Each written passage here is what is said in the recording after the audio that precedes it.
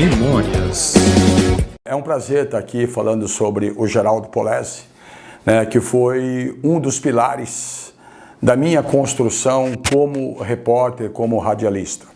Eu me lembro que em 1984, eu trabalhava como operador do FM na Rádio Morada do Sol e eu recebi um convite do Antônio Carlos Rodrigues dos Santos, o Toninho, se eu queria descer para a Rádio Cultura. E naquela época, a Morada era uma escola, né? A gente falava que a gente aprendia na Morada e quando ficava bom descia para a Cultura.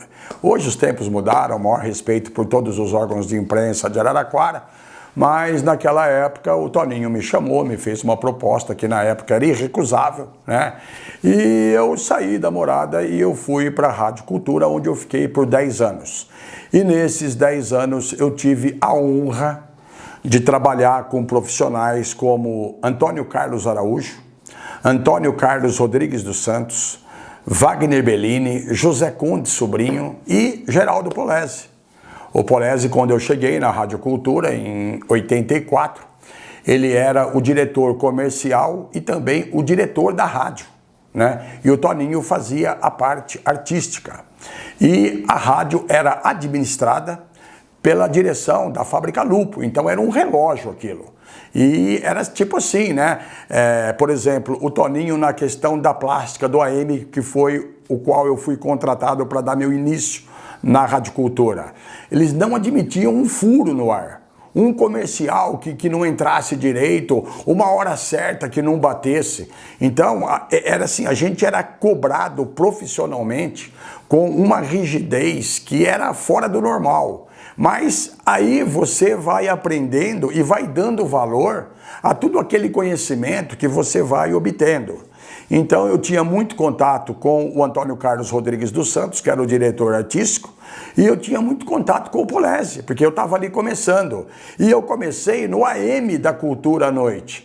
E por coincidência, ou por ironia do destino, o Polezi apresentava um programa à noite, gravado, e eu era o operador.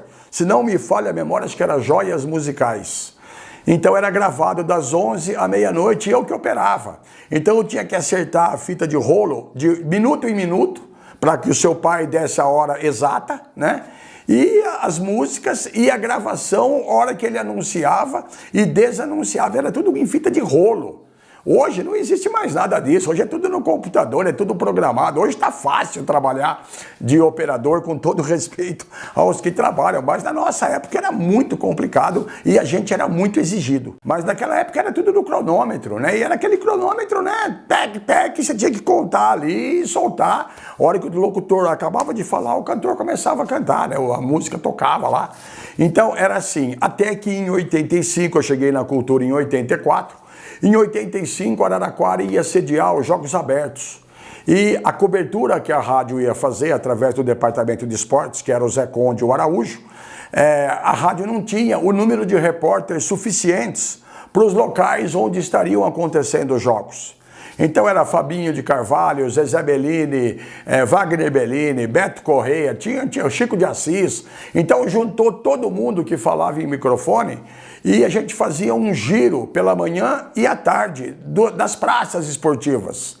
E faltava um para fazer o gigantão. E eu, nesse tempo de um ano na Rádio Cultura, à noite, quando a Ferroviária jogava, eu operava o futebol também. Não tinha os programas de rotina da quarta-feira em virtude da Ferroviária que disputava o Paulistão. E naquela época a Ferroviária tinha excelentes times, disputava aí contra grandes equipes do São Paulo, do Palmeiras, era Tele Santana e daí para cima, né? E eu pegava os macetes, porque eu era o operador, eu via como que o Wagner falava, eu via como que o Beto Correia falava, como que o Araújo narrava, o Zé Conde era o comentarista. E quando surgiu essa possibilidade que faltava um, eu brinquei com o Zé Conde, eu falei, Zé Conde, você quer que eu vou? Eu faço, não tem problema. Balda, vamos descer lá na gravadora. Aí nós descemos na gravadora, o operador era o Mário Passerini, o Polezi deixou junto, né? E o Toninho também estava junto nessa primeira gravação.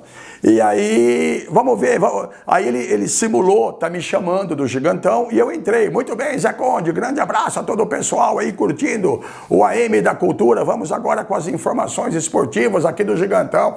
Meu, aí ele falou, você vai, é você mesmo que vai, é você que vai. Aí o Polezi, vai lá, garotinho, vai, porque ele me chamava de garotinho, o Polezi. Vai lá, garotinho, que você vai dar conta, tal, né? E aí eu fui. E aconteceu até um fato curioso, eu jogava pelo voleibol feminino, Franca e Fernandópolis. E o técnico do Fernandópolis era um senhor, um japonês. E era a minha primeira entrada como repórter no ar. Eu tremia mais que vara verde lá no Gigantão. Eu não sabia nem se eu ia conseguir fazer. Porque você fazer no estúdio em companhia dos teus amigos do dia a dia é uma coisa. E você chegar e se lançar no ar como repórter é outra. E aí, Baldassarri, agora, direto do Gigantão, como é que tá aí, Balda? Muito boa tarde, Zé Conde e tal, estamos aqui, tá jogando esse contra aquele. E o microfone ficava assim, ainda bem que não tinha televisão, né? Ninguém via. Mas o telefone balançava na minha mão de tanto nervoso. E no que eu fui entrevistar o técnico do Fernandópolis, um japonês, eu tremia tanto que eu bati o microfone na boca dele. Ele olhou com uma cara assim para mim, ele deve ter pensado assim, esse cara é louco, né? E aí, depois que eu encerrei a entrevista, eu pedi desculpas, expliquei para ele, e aí ele falou assim, cara, você foi muito bem, embora você socou o microfone na minha boca, mas tá tudo bem, olha, parabéns, você foi ótimo como repórter. E aí, quando eu cheguei na rádio, o Polezi, o Toninho, todo o pessoal, pô, Balda, então você vai fazer todo dia, tal. E aí eu comecei a fazer. E aos domingos, quando eu tinha que trabalhar com o Marinho, que também era um excelente operador até hoje, quando eu tinha que fazer alguma coisa como operador, eles me davam textos, que naquela época, Agenda Estado, tinha um equipamento lá no jornalismo da Rádio Cultura, lá embaixo no porão, que a gente chamava de porão, e lá vinham todas as notícias do esporte de domingo. Então eu cortava o basquete, o vôlei e gravava. Então eu gravava e eu não via a hora que chegava no ponto final. Eu era desesperado para terminar logo. E eles me dando todo um apoio. Olha, garotinho, teu pai me chamava todo dia na sala dele. Balda, vem cá, garotinho. Ó, você leu assim, assim, assim. Vai mais devagar, respira, respeita as vírgulas, respeita. Se atropela tudo. Então, vai devagar, faz assim, faz assim. Então, eu tive, assim, 4 pilares na minha formação profissional. Antônio Carlos Rodrigues dos Santos, Antônio Carlos Araújo, José Conde Sobrinho, que me lançou pela primeira vez no microfone, e o seu pai que me dava um apoio, assim, fora do normal. Mas eu era muito ruim, aprendi um pouquinho depois dos 60 anos, né? Mas naquela época, eu não me ouvia, porque eu achava que eu era horrível.